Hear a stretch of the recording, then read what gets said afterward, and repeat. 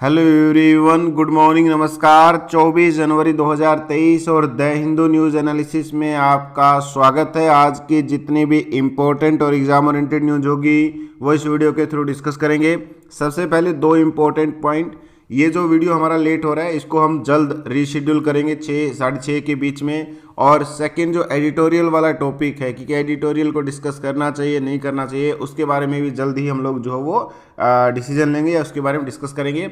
सबसे पहले बात करेंगे फ्रंट पेज पे क्या इंपॉर्टेंट है। राइट, फ्रंट पेज पे आज मोस्टली नेगेटिव न्यूज़ के साथ हम लोग स्टार्ट कर रहे हैं क्योंकि नेगेटिव न्यूज़ ही आपको नज़र आएगी। पहले पे अगर आप देखते हैं, रेशन में रेसलिंग फेडरेशन ऑफ इंडिया के जो चेयरपर्सन है या अध्यक्ष जो प्रेसिडेंट है, उनके ऊपर एलिगेशन लगा कि वो सेक्सुअल हैरेसमेंट में इन्वॉल्व थे। उसके बाद उस पूरे सिनेरियो को कहीं ना कहीं इंक्वायर करने के लिए एक कमेटी बनाई गई है जिसको मैरी कॉम लेड करेगी।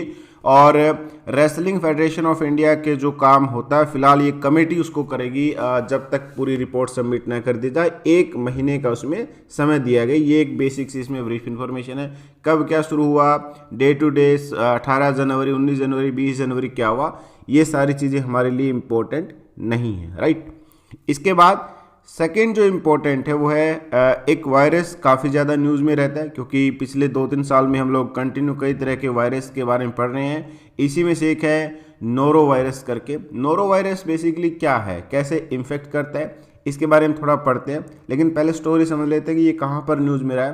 केरला के अंदर ये न्यूज़ में, क्योंकि 2 स्टूडेंट इससे इन्फेक्टेड पाए गए हैं। और आप देखेंगे बहुत सारे वायरस जो है वो इंडिया में केरला स्टेट से एंट्री करते हैं। उसके पीछे बड़ी कई सारी वजह हो सकती है क्योंकि बहुत सारे केरला के जो नागरिक हैं वो दूसरी कंट्रीज़ में काम करने जाते हैं। तो इसमें कहीं ना कहीं कई बार क्या होता है कि एक कंट्री से जब दूसरी कंट्री में आप एंटर करते हैं या दूसरी कंट्री में काम करते हैं, अपनी कंट्री में, होम कंट्री में एंटर करते हैं, तो वो स्प्रेड हो सकता है।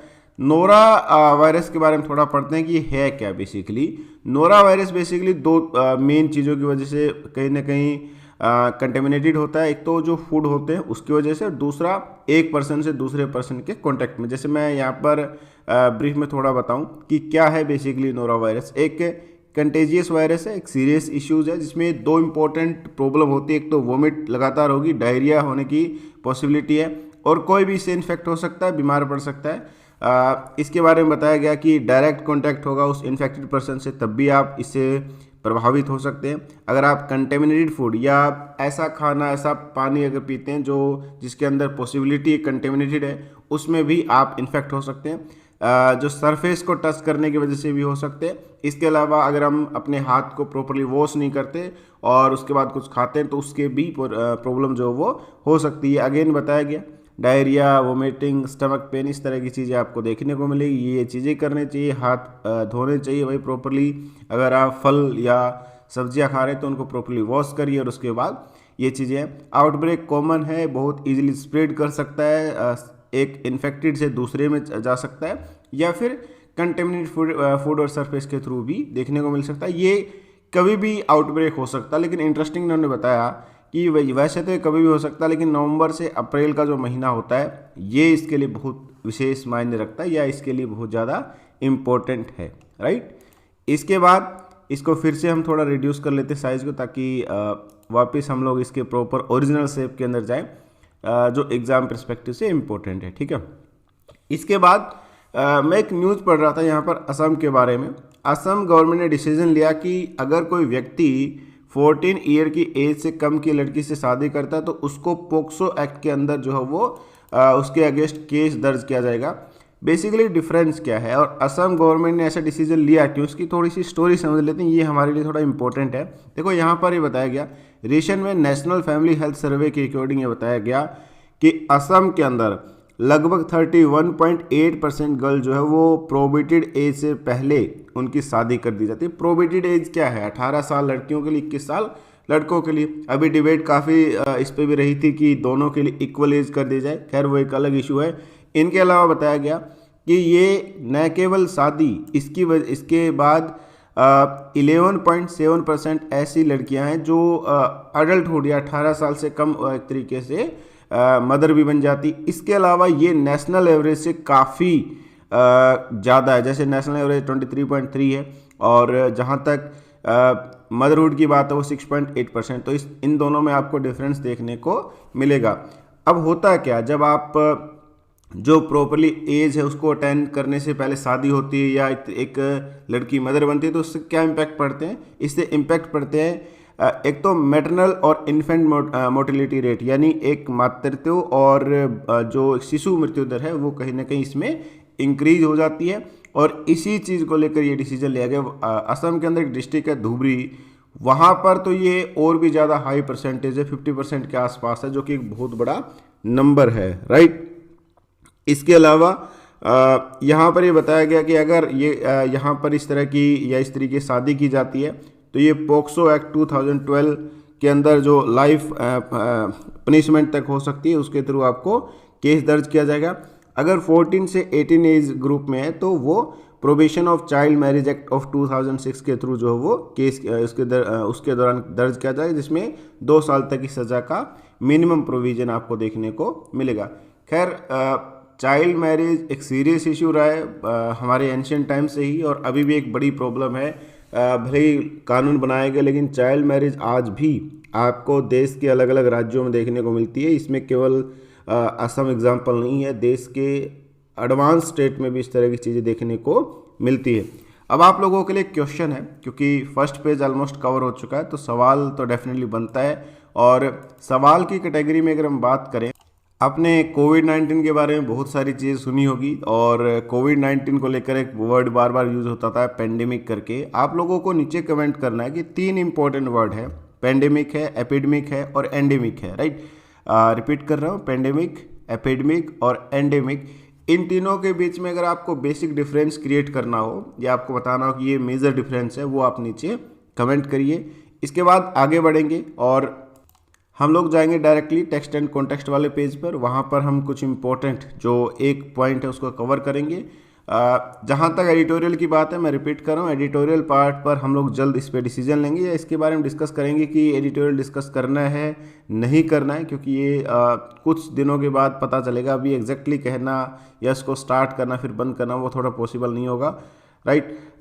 एडिटोरियल में हमेशा मैं रिपीट करता हूँ कि एडिटोरियल आपको तभी समझ में आएगा जब आपका न्यूज़ वाला सेक्शन जो है वो कवर होगा। न्यूज़ अगर आपने अच्छे से पढ़ी है तो एडिटोरियल आपको समझ में आएगा, अदरवाइज एडिटोरियल का जो पार्ट है वो समझ से परे हो जाएगा, राइट। एडिटोरियल पढ़ना चाहिए, बट एडिटोरियल को कभी भी ब्लाइंडली फॉलो नहीं करना। जो 2 इंपॉर्टेंट वर्ड है, ध्यान रखिए इनको, राइट।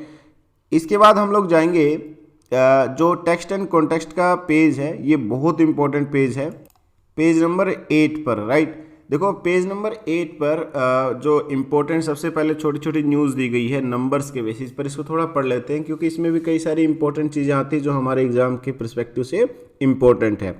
आई थिंक 2021 या 2022 में स्पोर्ट्स रिलेटेड कुछ क्वेश्चन पूछे गए थे। मुझे ऐसा लगता है कि 2023 में भी स्पोर्ट्स रिलेटेड सवाल आपको देखने को मिल सकते हैं। और स्पोर्ट्स में अगर मैं बात करूं तो 3 इंपॉर्टेंट स्पोर्ट्स या गेम्स को लेकर मुझे लगता है कि सवाल हो सकते हैं। पहला फुटबॉल है, सेकंड हॉकी है और थर्ड जो वो क्रिकेट से रिलेटेड भी हो सकते हैं, क्योंकि वुमेन IPL पहली बार स्टार्ट हो रहा है। जिस तरीके से अगर आपको याद होगा जब पहली बार ICC टेस्ट चैंपियनशिप हुई थी या भारत ने एथलेटिक्स में पहला गोल्ड मेडल जीता था, तब सवाल हुआ था ओलंपिक्स को लेकर भी और ICC टेस्ट चैंपियनशिप को लेकर भी। इसी तरीके से वुमेन IPL पहली बार लॉन्च हो रहा है, तो पॉसिबिलिटी है। फुटबॉल का जो कप है फीफा कप, वो जनरली यूरोपियन कंट्रीज़ में ही होता था या लैटिन अमेरिकन कुछ कंट्रीज़ में होता था। गल्फ कंट्रीज़ में हुआ तो उसको लेकर सवाल हो सकते हैं। उसी से कनेक्टेड नॉन रेजिडेंट इंडियंस को लेकर सवाल हो सकते हैं, राइट। गल्फ को लेकर इनडायरेक्ट क्वेश्चन हो सकते हैं। और हॉकी, क्योंकि भारत में अभी वर्ल्ड कप चल रहा है, तो पॉसिबिलिटी है कि इस तरह के क्वेश्चन भी आपको देखने को मिल सकते हैं। इसके अलावा आप कुछ न्यूज़ आसपास के कंट्रीज़ के बारे में पढ़ते रहिए। जैसे पाकिस्तान वो कंट्री जो फाइनेंशियल क्रंच फेस कर रही है, फाइनेंशियल बहुत सारी दिक्कतें फेस कर रही है, लेकिन वहाँ की सरकार ने किया क्या है, पैसे नहीं है लेकिन कहीं ना कहीं लग्जरी कार इंपोर्ट कर ली, बहुत सारे ऐसे आइटम्स इंपोर्ट कर ली। लोगों के पास खाने के लिए बेसिक चीज़ें नहीं है, जैसे आटा नहीं है, लेकिन इनकी सरकार जो वो इंपोर्ट कर रही है कहीं ना कहीं लग्जरी कार। इनका जो फॉरेक्स रिजर्व है ये $4 बिलियन से भी कम हो चुका, जो कि एक सीरियस इशू होता है। अगर आप इंडिया का देखेंगे तो मुझे एग्जैक्ट ध्यान नहीं है, लेकिन आई थिंक 500 प्लस ही है हमारा फॉरेक्स रिजर्व। इसके अलावा यहाँ पर ये फैक्चुअल इन्फॉर्मेशन आती है। एक वर्ड यहाँ पर यूज़ किया गया है कि कैपिटल मार्केट में पी नोट्स या पार्टिसिपेटरी नोट जो डिक्लाइन कर रहे हैं। ये जो पार्टिसिपेटरी नोट्स है इसके बारे में ब्रीफ में बता देता हूँ, क्योंकि ये इंपॉर्टेंट है इस तरह के इकोनॉमिक्स पर्सपेक्टिव से। हालांकि कैपिटल मार्केट या करंट मार्केट, ये बहुत सारी चीज़ें आपको देखने को मिलेगी इस तरह की चीज़ें में। पी नोट्स या पार्टिसिपेटरी नोट्स वो होते हैं जिसको कंपलसरी नहीं कि आप सेबी में अपने आप को रजिस्टर करवाएं और वो इन्वेस्टमेंट कर सकते हैं, या बिना कहीं ना कहीं भारत का जो सेबी है या जो रेगुलेट करता स्टॉक मार्केट को, उसमें रजिस्ट्रेशन करवाने के बजाय आप डायरेक्ट इन्वेस्टमेंट भी कर सकते हैं। एक ब्रीफ इन्फॉर्मेशन, वैसे बहुत सारी टेक्निकल डेफिनेशन हो सकती है लेकिन ये एक बेसिक सा इसमें डेफिनेशन है, राइट। इसके बाद जो मेन टॉपिक यहाँ पर डिस्कस किया गया वो है एक तरीके से basic structure of the constitution क्या है उसके बारे में। और ये इतना ज़्यादा न्यूज़ में क्यों है इस टाइम पे, रिसेंट में आपने पढ़ा होगा कि गवर्नमेंट ऑफ इंडिया और सुप्रीम कोर्ट का जो अपॉइंटमेंट सिस्टम, इसको लेकर कई सारे डिबेट, कई सारे क्वेश्चन जो है वो रेज किए जा रहे हैं। और इसी कॉन्टेक्स्ट में यहाँ पर डिस्कस किया जा रहा है कि सुप्रीम कोर्ट ने के जो एक तरीके से अपॉइंटमेंट सिस्टम है जिसको कोलिजियम सिस्टम बोलते हैं, या जजेस ही सुप्रीम कोर्ट के 4 सीनियर मोस्ट जज और chief justice of India decide करते हैं कि किन को अगला चीफ जस्टिस ऑफ इंडिया होना चाहिए या किन जजेस को जो है सुप्रीम कोर्ट या हाई कोर्ट के अंदर एलिवेट करना चाहिए। इसी कॉन्टेक्स्ट में कई बार क्वेश्चन रेज किए जाते हैं कि इस तरह का जो सिस्टम है ये केवल इंडिया में देखने को मिलता है, किसी भी इवन एडवांस कंट्री में देखने को नहीं मिलता। इसके बाद यहाँ पर डिस्कस किया गया है नेशनल जुडिशियल अपॉइंटमेंट कमीशन, जो 99th कॉन्स्टिट्यूशनल अमेंडमेंट था, जिसमें जजेस के अपॉइंटमेंट में सरकार की भूमिका के बारे में भी डिस्कस किया गया था कि सरकार भी उसके अपॉइंटमेंट में पार्टिसिपेट करेगी। बाद में सुप्रीम कोर्ट ने इसको स्टक डाउन कर दिया था या समाप्त कर दिया था, या 99 कॉन्स्टिट्यूशनल अमेंडमेंट को इनवैलिडेट कर दिया था, राइट। इसके बाद इसमें एक तरीके से क्या क्या लिमिटेशन है, पार्लियामेंट किन किन चीज़ों को अमेंड नहीं कर सकती, बदलाव नहीं कर सकते, और जुडिशियल रिव्यू बेसिकली होता क्या है ना, बहुत सारी चीज़ें इसमें डिस्कस करी गई है।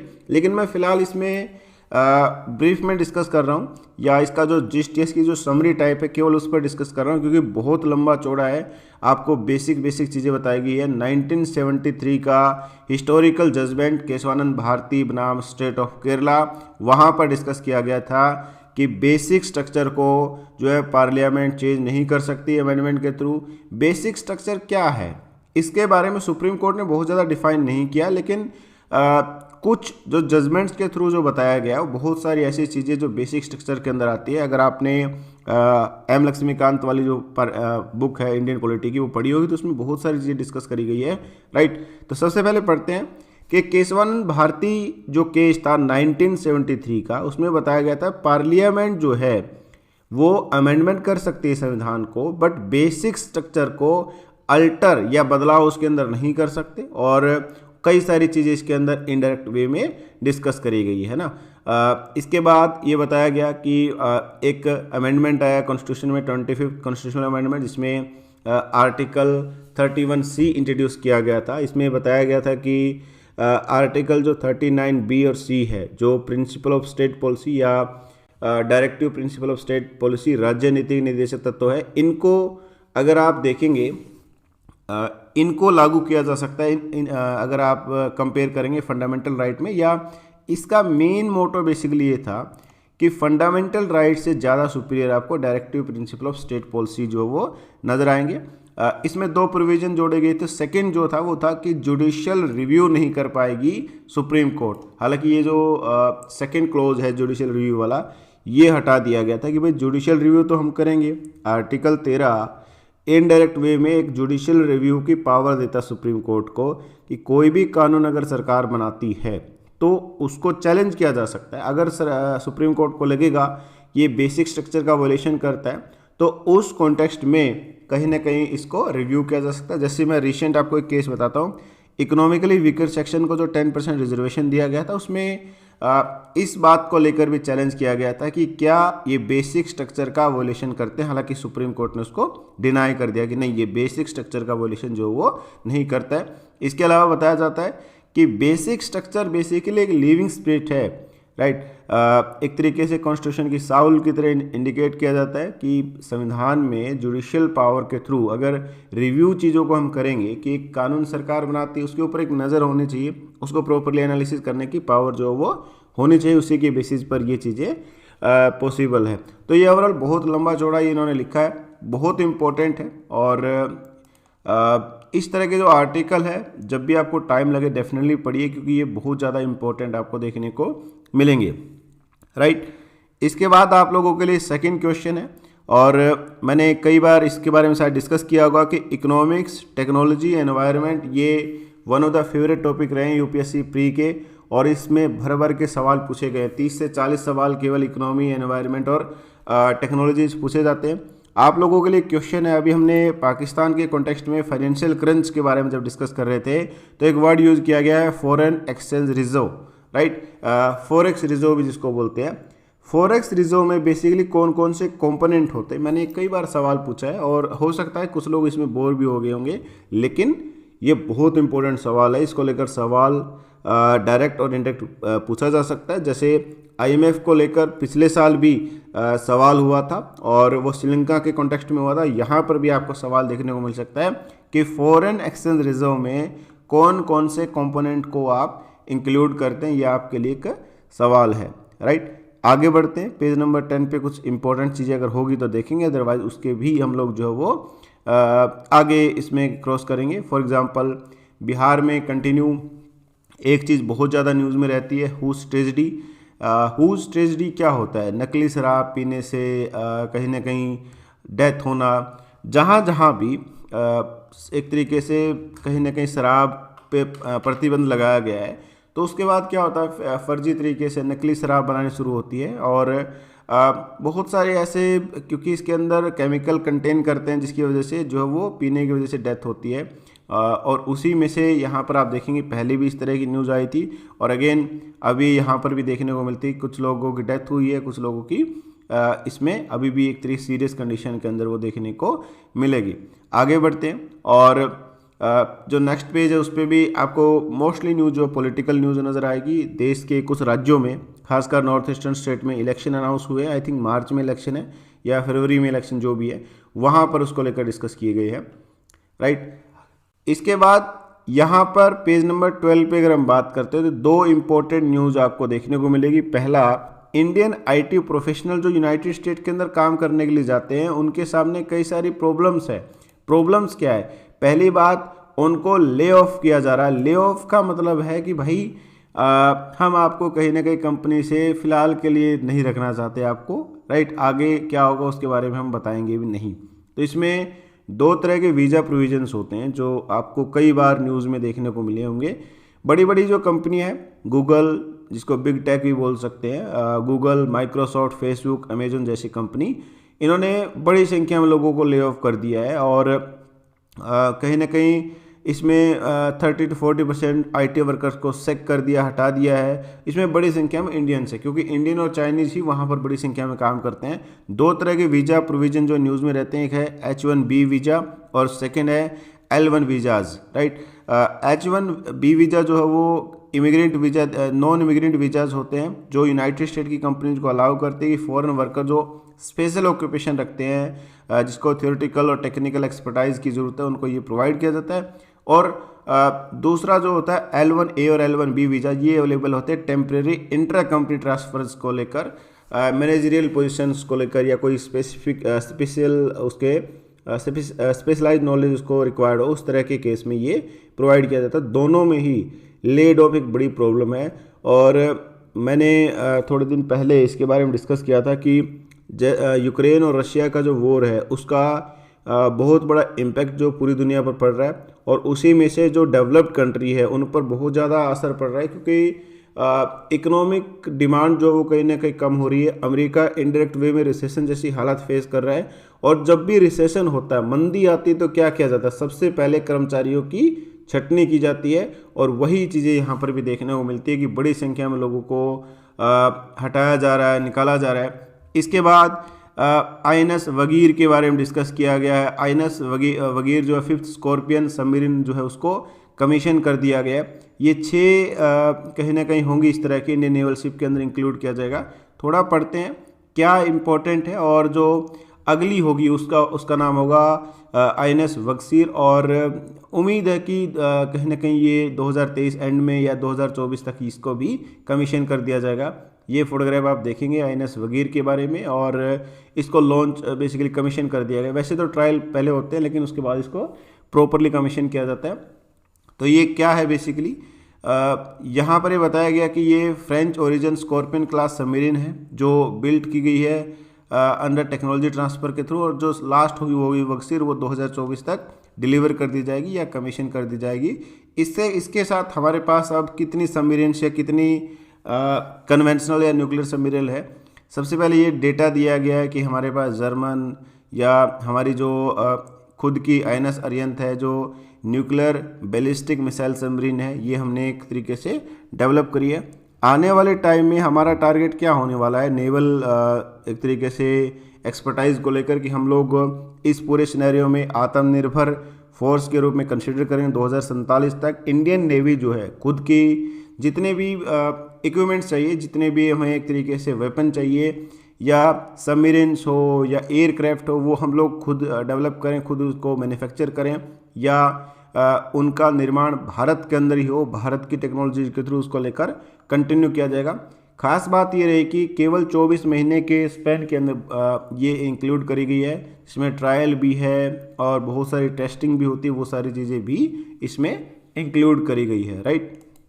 इसके बाद आगे बढ़ते हैं, और जो नेक्स्ट पेज है वो है वर्ल्ड अफेयर का, कि दुनिया में इस टाइम पे क्या चल रहा है, दुनिया में किस तरह की एक्टिविटी हो रही है, उसके बारे में डिस्कस किया गया। सबसे पहले यहाँ पर अगर हम बात करें, एक कंट्री काफ़ी ज़्यादा नज़र न्यूज़ में रहती हुआ है बर्किना फासो करके। बर्किना फासो कई बार इसलिए न्यूज़ में भी रहती है क्योंकि बहुत सारे टेरर ग्रुप यहाँ पर एक्टिव है, जिसमें ISIS है या अल-कायदा या लश्कर तैयबा की कुछ यूनिट या उनके पार्टनर इनडायरेक्ट वे में वो काफ़ी ज़्यादा एक्टिव रहते हैं। फ्रांस के ट्रूप्स को कहीं ना कहीं बोला गया कि आप यहाँ से विड्रॉ करिए। बर्किना फासो के अंदर जो है वो बड़ी संख्या में फ्रांस के कहीं ना कहीं ट्रूप्स रहते हैं। और अगर आप अफ्रीकन कॉन्टिनेंट को ध्यान से ऑब्जर्व करेंगे तो अफ्रीकन कॉन्टिनेंट ने बड़ी संख्या में कहीं ना कहीं कॉलोनाइज एक तरीके से बड़ी संख्या में जो यूरोपियन कंट्री है उनकी एक कॉलोनी बनी रही है, और उसका इम्पैक्ट आज के टाइम पर भी वहाँ पर देखने को मिलता है। लेकिन मैं ज्योग्राफिकल रीजन से अगर आप इसको ऑब्जर्व करोगे तो बहुत इंटरेस्टिंग है। फॉर एग्जांपल इसकी ज्योग्राफिकल लोकेशन लैंडलॉक्ड कंट्री है, कोट दी आइवरी, घाना, टोगो, बेनिन, नाइजर, माली, इन कंट्रीज के साथ अपनी बाउंड्री को शेयर करता है और बहुत ज़्यादा न्यूज़ में रहता है। जब भी कोई कंट्री न्यूज़ में रहे तो उसका ज्योग्राफिकली क्रॉस चेक ज़रूर करिए ताकि एक आइडिया हो कि किस तरीके से कंट्री न्यूज़ में है, राइट। इसके बाद यहाँ पर अगर हम बात करें तो कोई पर्टिकुलर नहीं है। पाकिस्तान के अंदर ग्रिड फेलियर कर रहा है, पावर शॉर्टेज है, ये हमारे लिए इम्पोर्टेंट इतनी नहीं है। एस्टोनिया के एम्बेसडर को रशिया से विड्रॉ कर दिया गया, ये भी ज़्यादा इम्पोर्टेंट नहीं है। लेकिन कई बार एस्टोनिया, लाटविया, लिथुआनिया इस तरह की जो कंट्री इस तरह की कंट्री जो न्यूज़ में रहती है उनके बारे में ज़रूर थोड़ा सा ध्यान रखिए। इसके बाद यहाँ पर डिस्कस किया गया कि सोवरेन ग्रीन बॉन्ड में फॉरेन इन्वेस्टमेंट को लेकर कोई कैप नहीं होने वाली है। और आने वाले टाइम में क्योंकि दो चीज़ें, एक तो G20 की हमारे पास प्रेसिडेंसी है, सेकेंड हम लोग कंटिन्यू फोकस करें ग्रीन एनर्जी पर या एक तरीके से क्लीन एनर्जी भी आप बोल सकते हैं, राइट। उसके अंदर ग्रीन सोवरेन बॉन्ड ये बहुत इंपॉर्टेंट होने वाले हैं, और उसमें भारत सरकार ये बोल रही है या हमारा रिजर्व बैंक ऑफ इंडिया बोल रहा है कि जो फॉरेन इन्वेस्टमेंट होगा उसमें कोई कैप या कोई रिस्ट्रिक्शन नहीं लगाएंगे। और ये जो टारगेट है कि हम लोग 160 बिलियन डॉलर नहीं 160 बिलियन रुपए का जो है वो सोवरेन ग्रीन बॉन्ड अनाउंस किए गए हैं, उसको लेकर ऑक्शन होगा और उसमें फॉरेन इन्वेस्टर को भी परमिशन दी जाएगी बिना किसी कैप के, बिना किसी रिस्ट्रिक्शंस के, राइट। तो ये कुछ इंपॉर्टेंट न्यूज़ है। लास्ट में क्वेश्चन है, अभी हमने बर्किना फासो के बारे में पढ़ा, उसी से रिलेटेड एक ग्रुप है, ग्रुप ऑफ कंट्री आप जिसको बोल सकते हैं, जिसको बोला जाता है साहेल रीजन करके। तो आप लोगों को आइडेंटिफाई करना है कि साहेल रीजन में कौन कौन सी कंट्रीज़ को इंक्लूड किया जाता है और ऐसा क्यों किया जाता है, ये भी अगर आप आइडेंटिफाई करेंगे कि साहेल में यही कंट्री क्यों आती है, ये भी इंटरेस्टिंग सवाल है। तो इन्हीं सब क्वेश्चंस के साथ आपको यहीं पर कंक्लूड करेंगे और कोशिश करिए कि जितने भी इंपॉर्टेंट क्वेश्चन हैं उन सबको आंसर करिए। Thank you. जय हिंद।